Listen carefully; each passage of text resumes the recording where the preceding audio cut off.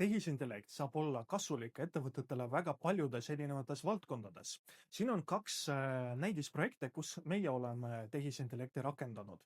Esimene nendest on siis seotud ühe minu enda ettevõttega, kus me oleme pakkunud siis täiskasvanutele ümberõppekursuseid ja meie väljakutseks oli siis vajadus omada hästi palju inimmentoreid selleks, et toetada õppeprotsesse, selleks, et anda edasi materjale, vastata tudengite küsimustele, anda nendele tagasisidet ja nii edasi.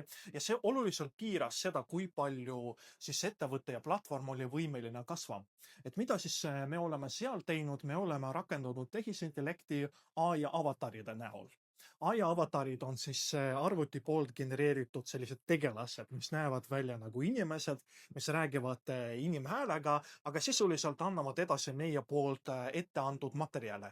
Et mida me siis oleme teinud? Me oleme teinud AI avatare meie enda mentoritest ja kasutanud neid selleks, et viia läbi sellised tüüploengud, selleks, et näidata tüüpnäidiseid.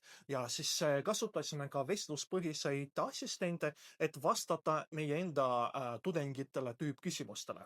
Tänu tehisintellekti kasutamisele selles platvormis me oleme vähendanud mentorite koormust peaaegu 2 korda, mis sisuliselt tähendas seda, et meil on tekkinud võimalus kaasata rohkem tudengeid, õpetada korraga rohkem inimesi, kasutades tehisintellekti just nendes kohtades, kus sisuliselt on tegu rutiinsete ülesannetega või protsessidega. Ja samal ajal mentorid on saanud keskenduda rohkem sellele, et tegeleda keerukamate teemadega ja küsimustega, et anda selline personaalsem tugi ja tagasiside õpilastele ja nii edasi.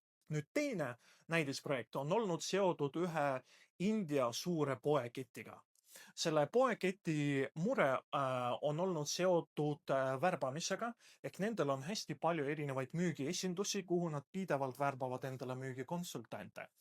Nüüd müügikonsultantide värbamisega seisnes selline olukord, et siis, kui nad panevad töökulutuse kuskile portaali püsti, on nad tüüpiliselt saanud paare päeva jooksul peaaegu 1000 kandidaati. Ja mure on olnud siis see, et suurem osa nendest kandidaatidest on scam. Ehk siis inimesed ei loe töökulutusi, nad lihtsalt saadavad igale poole enda CV-si, kaaskirju, loodavad, et sealt tuleb midagi. Aga värbajate jaoks see on siis suur koormus, kuna nad peavad kõiki neid kandidaate läbi töötama selleks, et üldse saada aru, kes nendest on päris kandidaat, keda võiks vestlusele kutsuda ja nii edasi. Et kuidas siis tehisintellekt on selles olukorras neid aidanud niimoodi, et oli loodud selline kandideerimise platvorm, kuhu kandidaat pidi kandideerimiseks üles laadima oma CV, kaaskiri ja lisaks läbima lühike asünkroonne intervjuu. Ehk siis arvuti on küsinud tema käest küsimusi, nagu näiteks räägi, mis on su eelnev müügikogemus või sinu ees seisab keeruline klient, mida sa siis teeksid. Ja siis inimene pidi vastama ja tema vastust lindistati.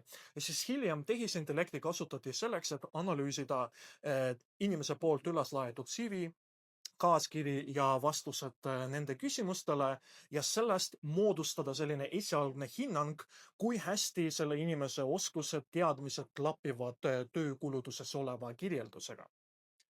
Värbajad on saanud siis endale töölauda, kus on olnud kõik need kandidaadid, kõik need algmaterjalid ja siis see tehisintellekti poolt antud hinnang ning värbajad said ka selle alusel edasi tegutseda, anda ka tehisintellekti mudelile tagasisidet ning 1,5 aasta jooksul, kus see lahendus on olnud juba töös, on värbajad hakanud seda lahendust nii palju usaldama ja see on muutunud nii heaks, et see esimene ots värbamisprotsessis on muutunud peaaegu 3 korda kiiremaks või efektiivsemaks.